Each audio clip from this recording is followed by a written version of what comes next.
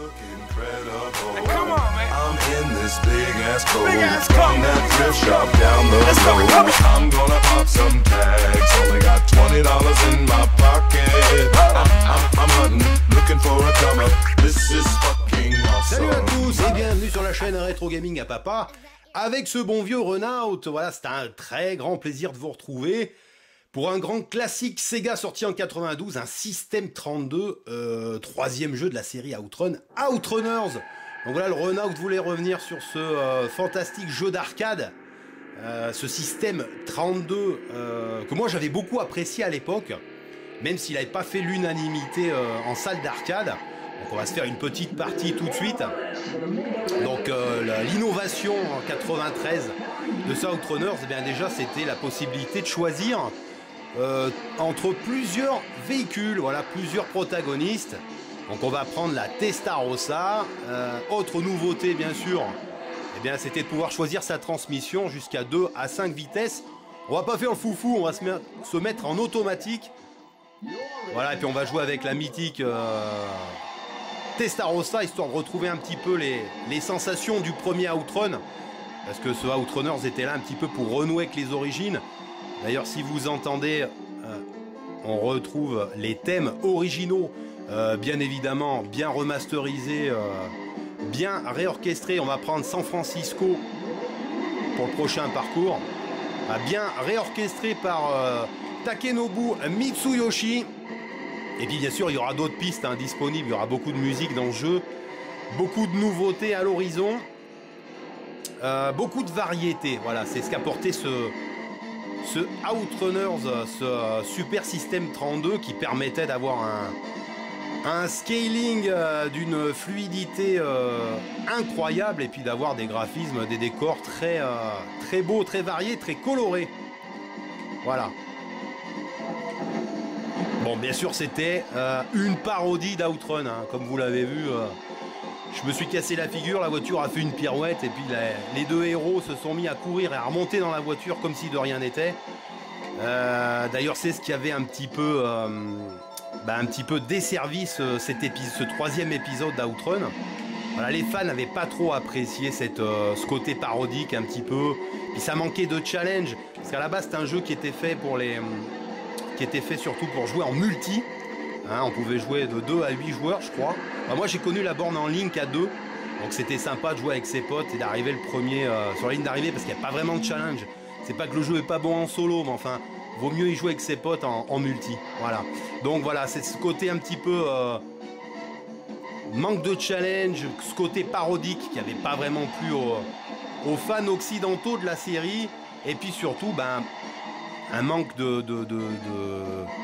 comment dire, d'intérêt pour les patrons, les gérants de salles d'arcade, puisque en 93, je vous rappelle que sortaient les premiers jeux en 3D polygonal comme Virtua Racing et Daytona USA.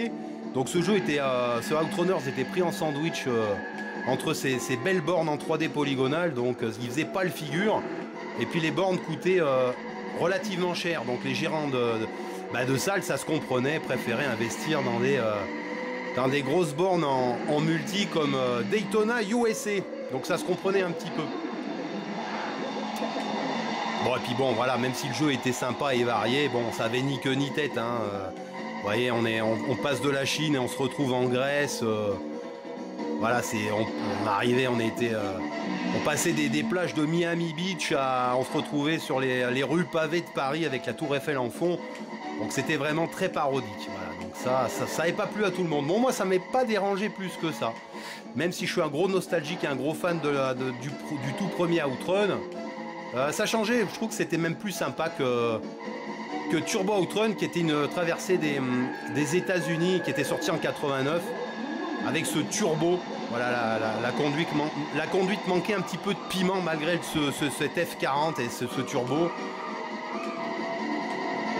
Voilà, ce Outrunners, moi je le trouvais très beau, très coloré, et puis il ramenait un petit peu de fraîcheur dans la série. Bon, même s'il a fallu attendre 10 ans et les studios AM2 et Yu Suzuki pour avoir la vraie suite en 2003 de Outrun, donc Outrun 2, qui était sorti en arcade, vraiment une superbe version d'Outrun, superbe suite. Voilà, jouable aussi en multi. Très très belle borne, très gros souvenir en 2003. Mais bon, voilà, c'est vrai qu'après ce Outrunners, il n'y a pas vraiment eu de suite. Pendant 10 ans, il a fallu attendre.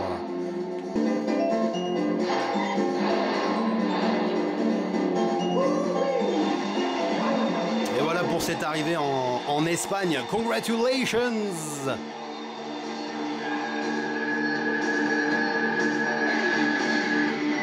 Voilà, une bonne vieille fin d'Outrun en Espagne, avec ce toréador. Beaucoup d'humour, voilà, c'est ce qu'on retrouve aussi un petit peu dans les origines du premier Outrun, ce qui a été bien repris dans ce Outrunners. Et puis comme je vous disais, ben voilà, il a fallu attendre 10 ans pour voir une réelle suite d'Outrun développée par Yu Suzuki et Studio AM2, Outrun 2 qu'on peut retrouver voilà, sur cette version Xbox première du nom, qui est vraiment excellente, je vous la recommande. Et dedans, bien sûr, en bonus, on retrouvait le premier Outrun. Et puis, bien sûr, un autre jeu où l'on retrouvait Outrun, et bien c'est Shenmue 2. Voilà, un grand jeu de Yu Suzuki sorti sur Dreamcast et sur Xbox. Voilà, merci Papa Noël. Voilà, je l'avais eu à Noël, celui-là. Voilà, et puis, bien sûr, dans les Sega Ages, vous retrouverez le Outrun Sega Saturn japonaise. On retrouvait Space Harrier, Afterburner, j'en passais des meilleurs, et ce fabuleux Outrun. Voilà, c'est avec ça que je vous ai fait l'historique. Outrun et Yu Suzuki. Voilà, je vous fais plusieurs vidéos avec cette super version d'Outrun Sega Saturn que je vous conseille. Voilà pour ce Outrunner, ça a été un plaisir de jouer avec vous sur le système d'émulation MAME que vous connaissez certainement bien, puisque c'est le meilleur système d'émulation arcade qui permet de découvrir toutes ces superbes pépites des années, ça va de 70 à 2000 maintenant, il est vraiment très évolué, donc on peut vraiment redécouvrir tout l'arcade sur son ordinateur, donc c'est un vrai plaisir quand on peut pas se payer la borne. Voilà pour ce Outrunner, j'espère que vous avez passé un bon moment avec ce grand classique Sega. Et l'ami Renault qui vous dit à très bientôt pour un rétro gaming à papa. À très bientôt les amis.